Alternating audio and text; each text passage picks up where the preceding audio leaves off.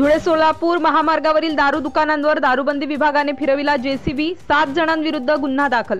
गेल्या अनेक वर्षांपासून बिनदिक्कतपणे सुरू असलेल्या अवैध दारूंच्या दुकानांवर प्रथमच दारूबंदी विभागाने लिक्विअर बॅन कारवाईचा बडगा उगारून धुळे सोलापूर राष्ट्रीय महामार्गासह बाजार मैदानातील दुकानांवर जेसीबी फिरवून दुकानांसह अवैध दारूचे साठे नष्ट केल्याची घटना मंगळवारी दिनांक 2 तारखेला सायंकाळी पाचोड तालुका पैठण येथे घडली। यासंबंधी अधिक माहिती अशी, पाचोड येथे अवैध दारूसह जुगार, वाळू तस्करी, अवैध गौण खनिज आदी अवैध धंद्यांनी कळस गाठला होता।